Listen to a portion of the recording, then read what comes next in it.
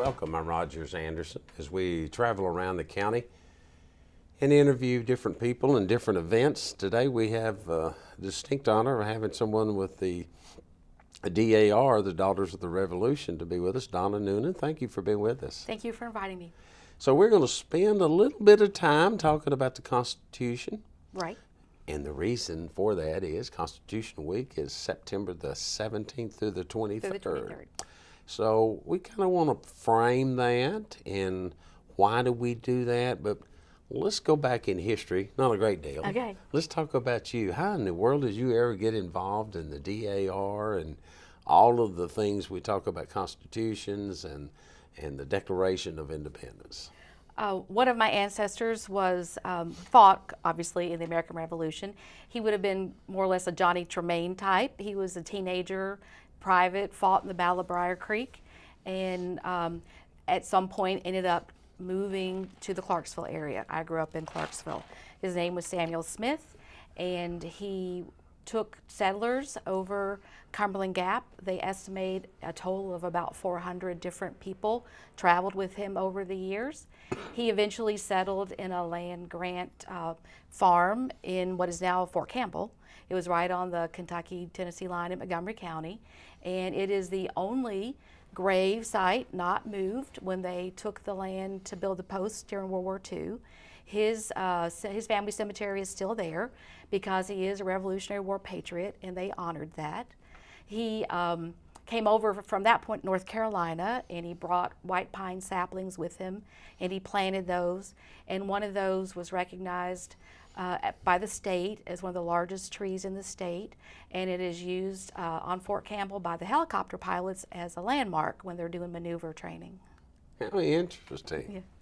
So that kind of explains your interest in it. Yes, it goes back a long way. And so I know that oftentimes I'm called upon DAR to come and speak and make a honorary proclamation or go and say a few words for different events.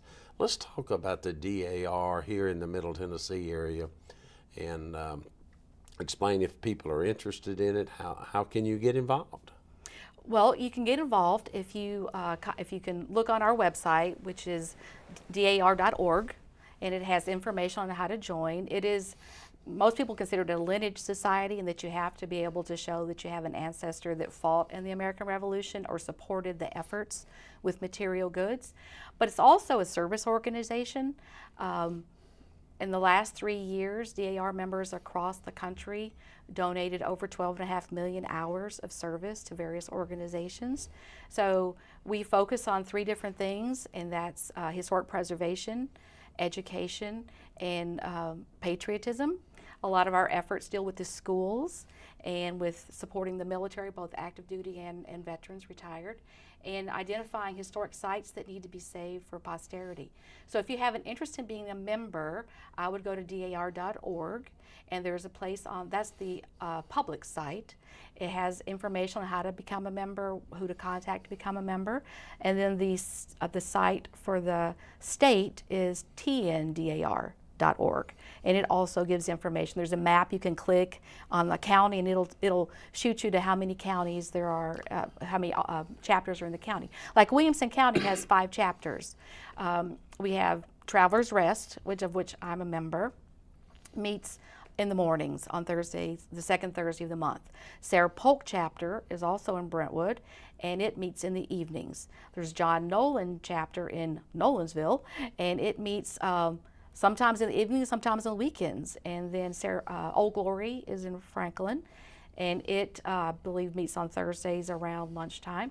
And then there's the Brigadier General Wynn that's in Spring Hill, and it meets at various times. So you can contact, if you go on the state or national website, it'll get you the information to be able to contact a local chapter. And one of the things the people that are watching this may take into consideration, just recently, within the last couple of months, there was a Boy Scout troop, a young man that had found an overgrown cemetery site. It was a mess. The trees and the saplings, and over the years had just been overlooked. No one had taken any interest in it. And this young man, along with his I think it was under his Eagle Project, if I Yes, it remember was. correctly. And him and his troop and the scoutmaster of that particular organization. And this one was over towards the Nolansville, over the Ravenwood area. And he had spent countless hours cleaning up this site. And I never know what to really expect when I attend these events to offer my congratulations. And that's part of the Boy Scout earning their merit badge process. But this particular one really sunk in. It was up on a hillside. In our county, every square inch is valuable. Exactly. And all around this particular cemetery site were some exquisite homes. But stuck in the middle was just an overgrown site. He had the pictures before, and certainly you could tell the difference now. And I suspect we had 125 to 150 people there. Laid out, he gave the history of it, and of course DAR was there, and there were some other groups there. And of course he had proud parents. Of course. He's an Eagle Scout, and he did some wonderful work. Oh my goodness gracious, what a joy it was for him to reclaim an area and take that on to keep it up for the family and for our community. When you think about Williamson County, be it good or be it bad, but there's a lot of history here in this community. Oh, there's a lot. I've worked some with Kathy Greaves. I don't know if she's on the Brentwood Historical Commission. Right. They've been GPS mapping family cemeteries, and we've had some volunteers help her with that.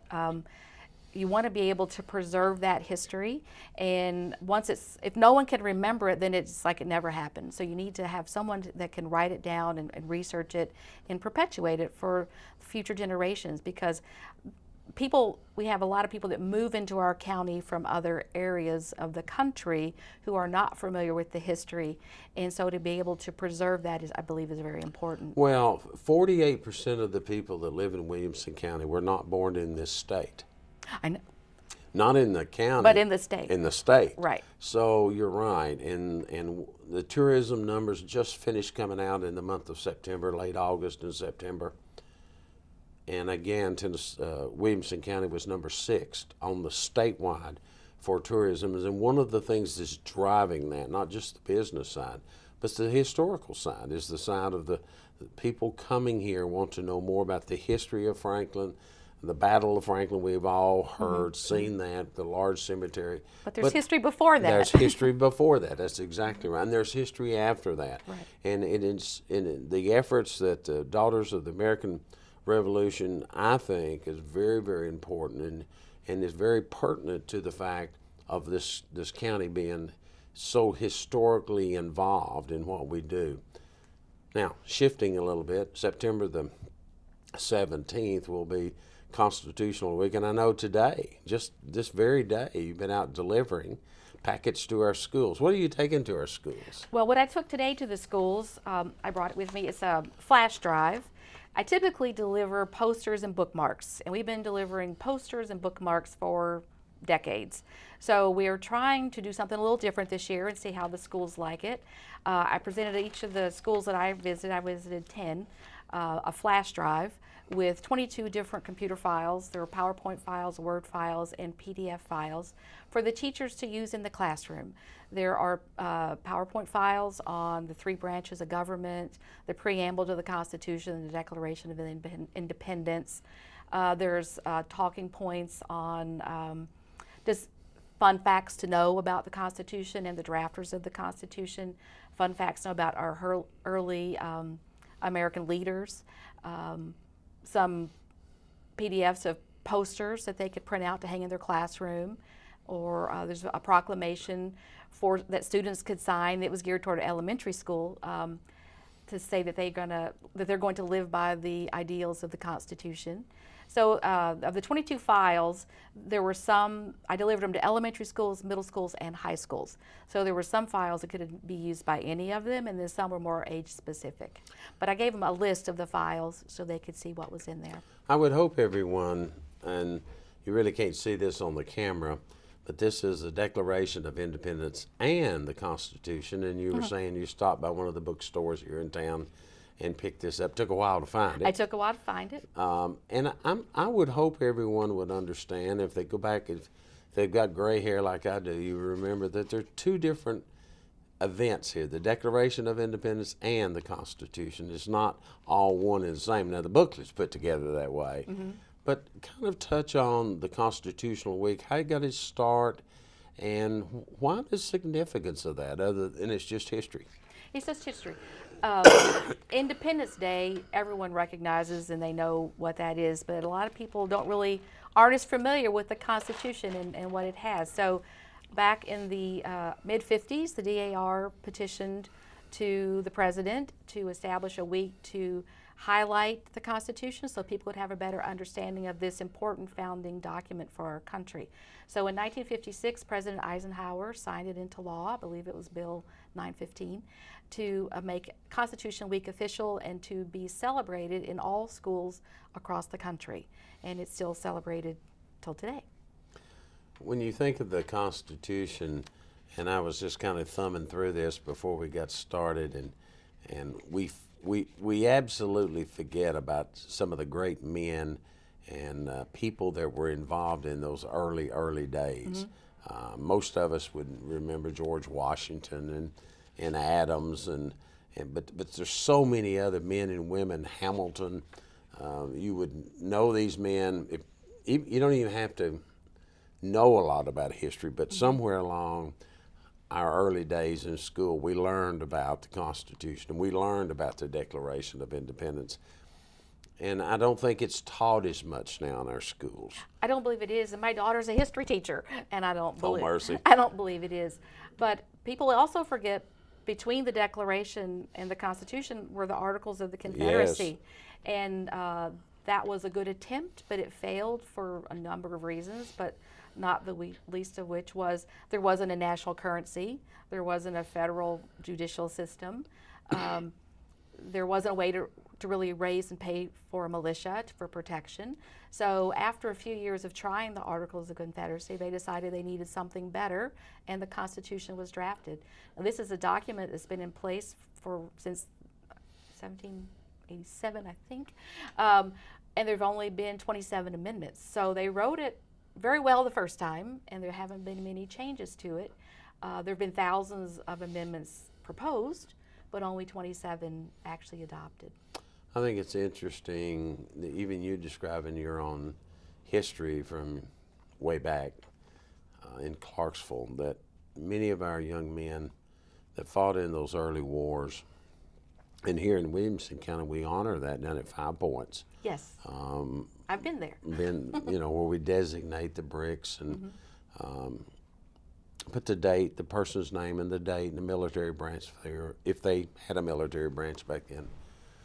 But I think it's also oftentimes overlooked that in the modern period, from around World War I, the men were paid for their military service. It may not have been much, but you make reference to that in those earlier wars that we had, the War of 1812 and the Civil War and all the other skirmishes that go in between there. Those men were giving of their time. They certainly didn't get any money for the military service. No, they did not. And they barely had clothes most of the time. And it's hard for me to believe in this day and time that men would be so committed to a new way of life or something they really believed in that strong that they would give up, walk away from their families, walk away from their farms because they saw a bigger, clearer picture that needed to be honed in on and somewhere on this side of the coin and somewhere on this side of the coin. This isn't about being a Republican or a Democrat. It's not about being an independent. It's who we are here in the United States of America. Right, and DAR, once again, is open to anyone. So we're not Democrat or Republican either. Any religious background, any racial background, any political preference, strictly just have to be able to prove the lineage. But as I have known from many people that I know from DAR, while we had ancestors that fought in the American Revolution, we've pretty much had ancestors that have fought in everything. Oh, so these are families that have been very committed to service to country. So I know my sister's our family genealogist because she lives up in Virginia near the National Archives. So I am the recipient of her work, but her research shows we've had an ancestor or relative who's fought in basically every major war the country's been involved with since the American Revolution. We have a relative whose name is on the Vietnam Wall in D.C. We have people that fought on both the Union and the Confederacy during the Civil War because you fought your conscience, and that's how. But we have people who have been in every single engagement up until currently. I have relatives over in Iraq, so. But I'm not alone. That's pretty much the story of people in the whole country. So let's talk about Constitutional Week, September the 17th through the 23rd. If people are interested, they can certainly contact you or go to the website. But what are some other activities that might be planned that someone could be involved in other than schools? I know that's possible. There's a bell ringing ceremony scheduled for Sunday at 2 o'clock at the State Capitol building, right near the Alvin York monuments, typically where now they have that wasn't planned for us No. to talk about. But now Alvin York is a wonderful story. It is. In fact, I'm on the board of the Museum for the American Military Experience with some other local people, and we put together an exhibit on Alvin York that's been touring the state for a while. And he's a fascinating character. He was A character, no question. conscientious objector who ended up being the Congressional Medal of Honor winner in World War I for his capture of, they say hundreds, German soldiers in the battle in the Argonne Forest. And he's from a little bitty small town up in Pall Mall. Pall Mall. Yeah, Pall Mall. But if you go to that community, my daddy was from outside of Livingston. He was raised there up around Dale Holler Lake and up in that area. And I remember as a small boy going to Alvin York and didn't have a clue who he was. And Daddy, he was a big thing to my dad. And my dad was in World War II, but this was in the late 50s and 60s. And he was still a big name at that time. It's interesting. I encourage everyone, if you don't know about Alvin York, number one, go online and read about this man. And it's interesting. He was a conscientious objector, but then he wound up getting all these awards and medals. And then number two is go see the movie, the Gary Cooper movie. The Gary Cooper movie. Alvin York did not like the publicity. He could have made a lot of money off of his fame and chose not to. He didn't do it for that reason. He did it because he felt like he needed to help protect the country from a larger evil than being. He worked through being the conscientious objector, but World War II came along, and that's when they did the. Or was it Audie Murphy? Audie Murphy. Audie Murphy, that's what it was. The Audie Murphy movie with Alvin York, and he allowed him to do it for raising war bonds, selling war bonds to help raise money for the war. Interesting story. If you've never, I know most people my age would know who he is, but many of the 40 and under may not recognize the name York, and it has got a strong place in Tennessee history. Yes. He's very important. So what other events will be going on during Constitutional Week that there might be? Well, we have sent information to local television and radio stations so that they can put spots on their shows with fun facts about the Constitution. I haven't talked with the region for Old Glory in Franklin, but they typically have a bell ringing ceremony at the Second Presbyterian Church. Do. Typically at 2 o'clock on that same Sunday. Oh, they're having it again. Yeah, okay. So I'm assuming they are. We actually have sent letters out to local churches asking them to all ring their bells at the same time to recognize it. So that types of things. I mean, people are encouraged to go into schools to read excerpts of the Constitution to classrooms, but that you have to be able to, get a teacher degree to allow you to do that. But there's. Let me drill down into it a little bit. During Constitutional Week, there's more emphasis put on it. I know for you live it and sleep it every day. You enjoy it. Do you sense that there's more and more people wanting, once you have an opportunity to have a discussion with them, that people are really interested more about this than they are not, or is it going just the opposite way? Are we kind of getting away from learning about history because we're not teaching it as deep in our schools? Or is there still really a sense of that from our citizenry that well, they'll learn it on their own. I do think there's an interest. I was actually kind of surprised today when I dropped off the flash drives. There was a lot more interest in these with the computer files that they could use in the classrooms than I think the posters and bookmarks we've dropped off historically. Interesting. So I think that is a good sign. I think especially with this being an election year, there's a lot of interest in how the Electoral College works, and that's all defined in the Constitution. So I think... You want to try to explain that? No, I do not want to try to explain it to you. I'm not sure I understand it, but it is in there. So I think it's a document that still lives today and is important today. It defines our rights as citizens. And I think there are a lot of misconceptions about what's in the Constitution. So I think to get a copy and read it yourself is important. And if you can't find it at the bookstore, which was actually kind of difficult, it is online. You can get it at the National Archives. So you've got some magazines here. I do. Kind of explain what's sitting out here. They'll have to make some shots of this for us. Okay. I just brought a couple of the magazines that, as members, actually you don't have to be a member of DAR to get these magazines, and I know the Travelers Rest chapter, of which I'm a member, we donate copies of this magazine to the Brentwood Library, and I believe they're also in the public libraries here. But it just has stories it comes out once a month, and it has articles about history, about historic preservation, about the military, about travel, anything that might be of interest to someone in DAR. Well, flag making, you've got all of these different things in there. Mm-hmm. Lots and lots of history here. There is, and I think it was one of these had how women are now in the Marines and where they go to training to be in a Marine, and that's important because we're having Marine Week in the Mid-State this week. This week, Marine Week.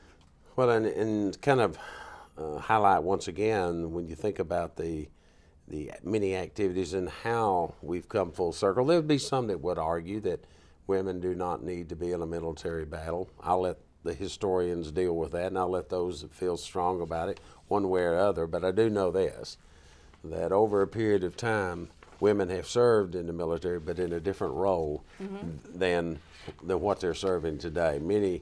I remember hearing stories of my mom long before I was ever born of how she was working over in a particular place outside of Tullahoma, Tennessee, making garments for the men to be used during World War II, the blankets and things like that. And I think sometimes we forget, I don't forget because I was raised with a mom that was, she was a little bit of Annie Oakley. She's been deceased for a couple of years, but she was kind of one of those, the women can do their part. They may not go out in the war zone and fight, but they can do their part. And I've watched all of that occurred, all the changes that have occurred. So thank you and thank the DAR for highlighting these things, because sometimes men, we don't do as good a job of we're being organized. Well, we had a program on Rosie the Riveter last year at our at our chapter meeting, and women basically went in and built the airplanes, and we played the music. There was a song Rosie the Riveter, and we played that, and so they were basically building the airplanes to be able to protect their loved ones that were in battle. But they've also, ever since the Revolutionary War, I mean, they went and they were the nurses. They did the cooking. They actually followed the troops and took care of people. So they've been going out for years. It's not just, they weren't necessarily active duty military, although I think Molly Pitcher is and there wasn't any pension for those ladies, nor was there for the men either. Right. It was a patriotic duty. So we got about 4 minutes left in our show, and I know there's plenty of things you're wanting to cover that I didn't get to. Well, there is one thing I do want to talk about. The DAR now has a special projects grant that we make available to 501c3s in the communities, and you could be the recipient of up to $10,000. Typically, $1,000 or $2,000 is what they offer, but it could be as much as 10. So any 501c3 that's involved in either historic preservation, education, or patriotism activities, if they want information on how to apply for these grants, they could access our website for information on that. But it's open to anyone. It doesn't have to be, it's not DAR members, it's any 501c3 in the area that's either trying to preserve historic buildings or documents, cemetery headstone restorations, literacy programs for schools, museum exhibits, supporting active duty military as well as veterans, all those types of things. So we want to make sure people understand that money is available, and we would like to be able to have some of it placed in this area. I think it's you touched on, because I am not retired, but I am a veteran. Mm-hmm. Excuse me. And as one veteran, I say thank you. You're welcome. As other organizations have come up, like the USO, mm-hmm. all of them are great activities. So thank you very much for what you do. You're welcome. We support, just in our chapter, we take socks to the VA hospital. We take bags of toiletries to the VA hospitals. The state collects phone cards to send to active duty military so they can call home. We support the VA hospitals in the area, in the Fisher houses, which is kind of like a Ronald McDonald House, but it's for families of people. We have one of those over in Murfreesboro. Exactly. So we helped fund that. We've helped fund some veteran cemeteries across the state. So we do a lot of work with the Operation Stand Down. We usually have members, DAR members, that help prepare food for that, for the military veterans that are needing help and maybe in finding medical care or housing or jobs and that sort of thing. So we're involved in a lot of different things. In fact, I brought a list of all the different committees we're involved in. Couldn't possibly talk about them all today. But well, we do want to get this on. Maybe the men and women here can kind of talk about this and scan it in. If people are interested in it, please reach out to you. And if you've got a love for this type of work, and there's plenty of good activities that the DAR does, then I encourage you to reach out. I mean, it's just, you're full of activities. We are full of activities. Since the inception of DAR, we just had our 125th anniversary. There have been over 900,000 women that have been members. There are currently about 165,000 women across the country, in 3,000 chapters, and in, I think, 11 foreign countries. So it's people who have an interest in preserving American history and helping. We just started a new committee this year, actually, for schools, supportive schools, called Community Classroom. And the objective of that committee is to develop materials to help people in the classroom teach American history. So we never have enough time on these shows. I know, we ran out. I didn't think we'd possibly fill this much time. Well, thanks again for what you do. If you're interested, give them the phone number or give them the website again, Donna. DAR.org, or it's national, or TNDAR.org is the state, and it has information on how to become a member. And if you click on the map, the county, it'll take you to the list of chapters and how to contact the regent for each of those chapters. Donna's excited about Constitutional Week, and that's September the 17th to the 23rd. We thank you for being with us. See you around the county the next time. Have a good day.